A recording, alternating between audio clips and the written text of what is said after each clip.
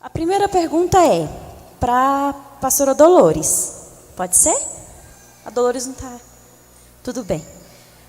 Bispa Zilda, quais os limites da mulher de fé? Como saber até onde é o papel feminino e onde começa a autoridade do marido? Quer que repete a pergunta? Quais os limites da mulher de fé? Como saber até onde é o papel feminino e onde começa a autoridade do marido? Bem, toda a resposta aí está na palavra de Deus, né? É impossível você ter fé, como eu disse hoje, se você não tiver uma experiência verdadeira com o Senhor. É a fé sobrenatural que nós chamamos. A autoridade do marido começa na sua vida do dia que você casou, que você decidiu casar, né? O marido é sempre autoridade no lar, ele é sempre autoridade na vida da mulher. E como eu falei hoje de manhã, eu só pude exercer um papel de autoridade porque o meu marido quis assim.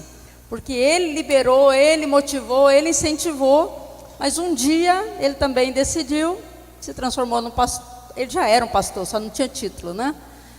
E foi pastor e bispo, mas o limite é o que está na palavra de Deus, entendeu? Não tem limite se você tem uma fé sobrenatural, não existe um limite, você pode ter fé nisso ou naquilo. Agora só tem um detalhe, fé não é acreditar que Deus vai fazer tudo o que eu quero, fé é confiança total que Ele está fazendo o melhor para mim.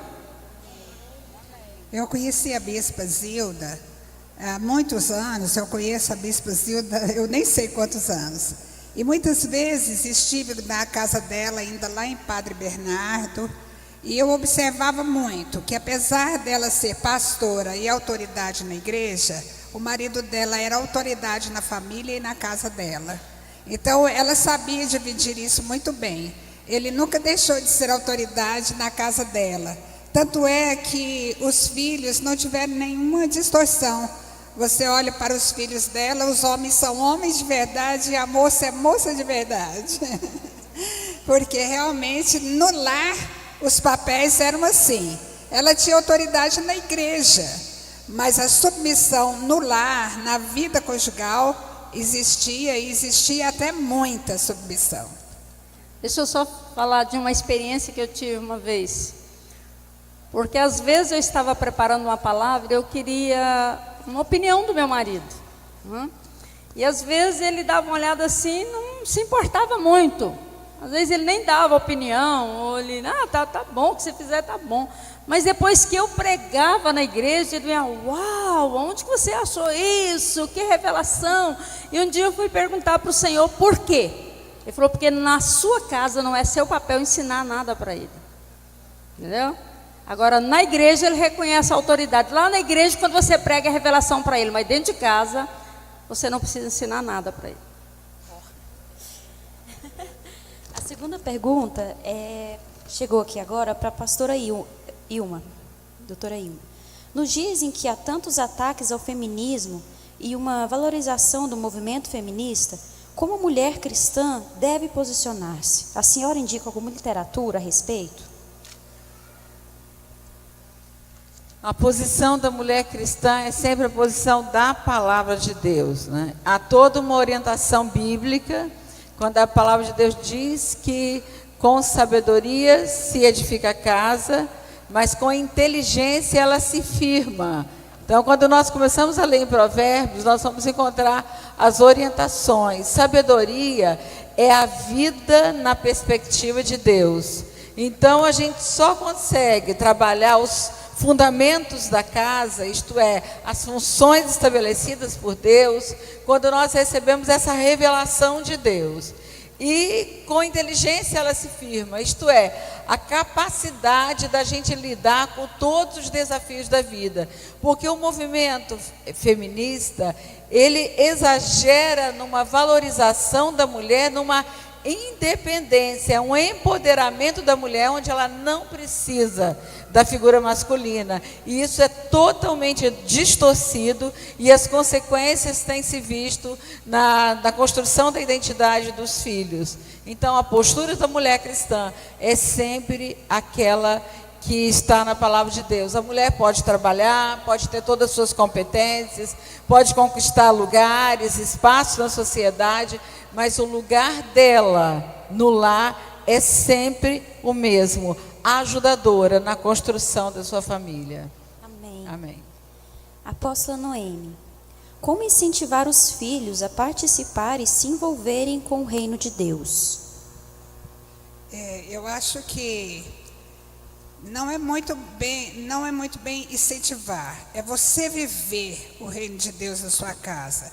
É seus filhos poderem olhar para o marido, o pai, e ver aquele homem de oração, lendo a palavra de Deus, tratando bem a esposa, olhar para sua mãe e ver aquela mulher pacificadora, aquela mulher que é realmente uma mulher de Deus.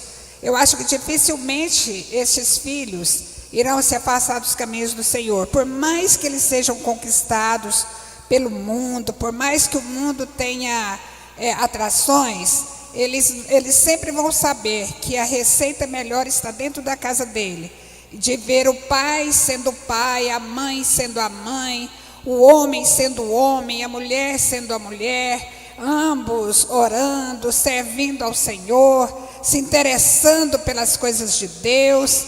E mesmo que eles tenham todos os atrativos do mundo, eles vão saber que a receita melhor está ali dentro de casa. Amém. Bispa Derani, se uma mulher quer servir ao Senhor, mas ainda não sabe o seu potencial, digamos assim, ainda não descobriu o seu ministério, e ela acha que não tem as habilidades como cantar, dançar, pregar, o que ela faz para descobrir o ministério dela e se encontrar? Amém. Eu costumo dizer que o nosso ministério, de cada um de nós, o nosso ministério, independente de ser da mulher ou do homem, é obedecer, né? Obedecer às direções do Senhor, porque o Senhor pode te dar uma direção, dar uma direção para mim e dar outra para você, desde que não fuja aos princípios da palavra. Então o nosso ministério é obedecer a Deus em todo momento, mesmo que seja nas pequenas coisas, que na medida que nós obedecemos, nós estamos cumprindo o que Deus quer e não o que nós queremos. Então nós precisamos ouvir a sua palavra, ler a palavra, é claro, para sabermos qual é a direção de Deus para as nossas vidas, específica, e aquilo que Deus falar ao nosso coração, estando em linha com a palavra, nós devemos obedecer. Mas e na questão do ministério? Sim, esse é o ministério. Nosso primeiro ministério é obedecer ao Senhor. O Senhor mandou você dançar? Vai dançar. O Senhor mandou você servir como diaconisa, servir como pregar a palavra, estar no púlpito, cantar, o que seja. Se o Senhor te mandou, obedeça. Amém? Pastora Rainha, o que fazer quando o esposo não assume o papel de sacerdote no lar, no financeiro e no espiritual? Essa é uma realidade, uma situação muito difícil.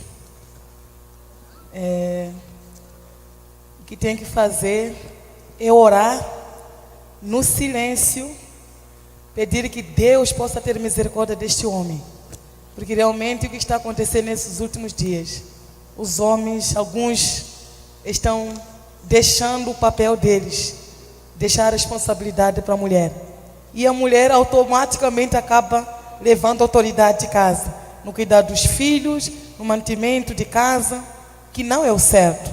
O homem é o cabeça de família, ele é o sacerdote, mas nós como mulher, temos que fazer a nossa parte, de orar. A nossa responsabilidade é orar, pedir que Deus possa mudar a situação da minha casa e principalmente no marido, para que ele tome a posição, a postura de um sacerdote no lar. Amém. Eu posso dar uma opinião aqui também? Claro. Eu acho que as meninas solteiras devem ver isso antes de casar. Homem fraco no namoro vai ser fraco depois que casar também, sabe? Então procure homens fortes para casamento, porque vai ser bem mais fácil para você. E também, mas se você já casou e tem essa situação, além da resposta ter sido muito boa da pastora Rainha, Você também precisa de ter habilidade para conversar com seu marido a respeito. Não acusando, gritando, falando com ele, você que é o sacerdote deveria assumir. Não. Convide ele para jantar fora, porque lá vocês não vão sair do sério. E lá vocês conversam direitinho, dizendo para ele, olha, os papéis na nossa casa estão gradativamente sendo trocados. Você precisa tomar atitude de ser o provedor do lar, também de ser um pai para os nossos filhos, de ser um marido que me dá também o suporte que eu preciso, o amparo que eu preciso, porque toda mulher gosta de um marido que a proteja. E seu marido não está te protegendo, você tem que clamar por essa proteção, tanto a Deus, quanto também conversando com ele, mas com habilidade, com sabedoria, para que você possa conquistar isso nele. Porque nossa vida é vida de conquista. Ninguém pode parar de conquistar o marido porque já é casada há tantos anos. Continue conquistando o seu marido. Conquiste, faça com que ele seja aquele homem forte. Elogie quando ele fizer algo digno de elogio, para você ir incentivando isso. Porque muitas vezes ele veio de um lar com papéis trocados. E ele ainda não sabe assumir o papel dele. Mas você vai poder ensiná-lo se você tiver paciência, sabedoria, submissão a Deus, como a pastora Rainha falou. Amém. Tem duas perguntas aqui que estão relacionadas ao marido diretamente. Então eu vou lê-las juntas, porque eu acho que a resposta pode valer para as duas. Submissão também significa trabalhar o mês inteiro, receber seu salário, seu marido e o que fazer quando seu marido exigir que tudo que você recebe vá para as mãos dele. A outra pergunta é como lidar com um marido autoritário e dono da razão que diz que só ele sabe tudo. Essa pergunta deve ser para a pastora Ilma, não é? Essas não estão direcionadas. Amém. Nós não mudamos ninguém, né? Muito pelo contrário. Todas as vezes que nós queremos mudar alguém, nós fracassamos. Então, só Deus pode mudar. Na verdade, eu penso que submissão, a palavra de Deus diz, né? É estar debaixo de uma missão. Há uma missão para o marido, que é a missão da construção da família, da descendência, e isso é submissão. Então, é fazer junto, é estar ali apoiando como ajudadora em todas as demandas. Então, se é necessário apoiar financeiramente, que apoie também. Agora, as atitudes dele pode-se trabalhar com uma conversa sábia, um momento adequado, mas principalmente na oração. Porque todas as vezes que a gente tenta convencer, em momentos de conflito, o conflito só intensifica e a gente não consegue. Então é necessário trabalhar na oração, conversar, o diálogo é importante e confiar que Deus tem um propósito na realização ali daquela mudança interna na vida daquele homem, né? Então, não tem muito o que fazer pela via da força e pela via da palavra, a não ser que a gente faça com o coração desarmado diante de Deus, para que Ele possa escutar. Porque toda crítica é tomada como crítica destrutiva e aí isso gera um maior conflito, né? Como uma mãe de filhos adultos e solteiros ainda pode acertar hoje, sendo que aprendeu o certo hoje? Pode repetir, por favor? Como uma mãe de filhos adultos e solteiros ainda Sim. pode acertar hoje, Sim. sendo que aprendeu o certo hoje? Eu sempre penso que a humildade é a chave para alcançar o coração do outro. Então, quando uma mãe toma conhecimento do que ela fez, por exemplo, né, destituiu a imagem do marido para os filhos. Isso acontece muito nas separações. Né? Um fala mal do outro, vai abrindo feridas profundas na vida dos filhos. Eu acho que do momento que a gente reconhece e que a gente toma consciência de que erramos, o caminho é sempre arrependimento e perdão. Então, quando uma mãe chega para os filhos e diz: filho, eu errei, eu fiz isso quando não deveria ter feito, e isso te feriu, e eu te peço perdão. Nesse momento, o caminho do perdão abre a porta para o quebrantamento. Então, nós já fizemos isso lá na nossa casa várias vezes, de reunir os nossos filhos e pedir perdão para eles, que erramos como pais, errei como mãe, meu marido errou como marido. Então, como pai e como mãe, muitas vezes nós precisamos parar e pedir perdão para os nossos filhos.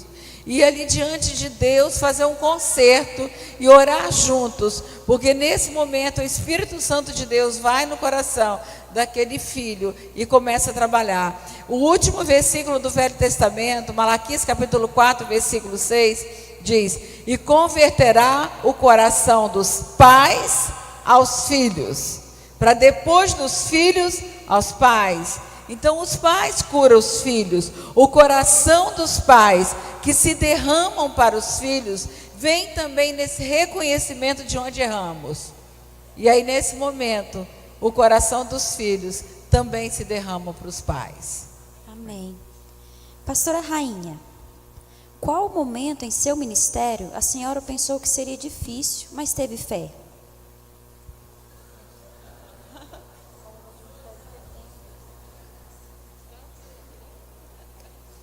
Peço para repetir a pergunta.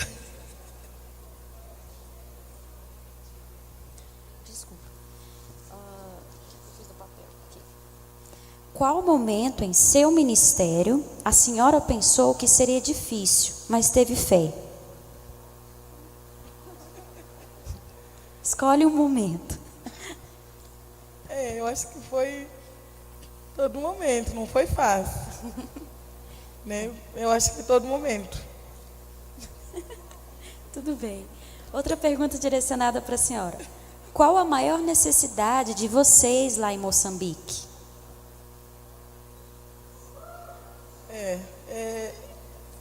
Pergunta forte. Mas eu acho que o ser humano, o que mais precisa é a presença de Deus. Que a Bíblia diz que buscar primeiro o reino do céu e a sua justiça, e outras coisas vos serão acrescentadas. Quando nós pedimos a presença de Deus, e as coisas simultaneamente vai mudando. Então posso dizer que precisamos ainda da presença de Deus. E outras coisas o Senhor sabe, no silêncio Ele vai completando. Amém. Essa aqui é para a doutora Ilma. Marissa, nós vamos então fazer essa última pergunta para a doutora Ilma, por causa do horário. Sim. Porque nós temos ainda um encerramento, um ato profético de adoração ao Senhor. Então, essa vai ser a nossa última pergunta. Tá bom. Mas nós tivemos que cortar e fazer tão rápido esse momento, porque nós tivemos tanta unção no momento anterior e nós não podíamos interromper.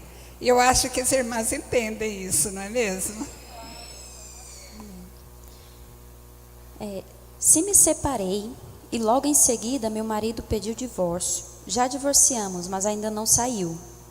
Eu posso orar ainda pedindo a Deus para ele voltar mais transformado? Sempre. Orar sempre, nunca desistir. A gente nunca tem que desistir do casamento. É joelho no chão, é oração, é propósito, porque Deus pode mover os céus. A gente não para de orar quando nós queremos uma cura física, quando a gente quer um milagre, a gente crê no milagre de uma cura de uma doença. Por que não crer no milagre na família? Por que não crer no milagre na restauração do casamento? Orar sempre. Deus pode mudar. Deus pode mudar. E até mesmo depois que o divórcio sair, não desista de orar, porque Deus pode mudar aquele coração e ele voltar arrependido e convertido. Amém. Amém. Uma bênção.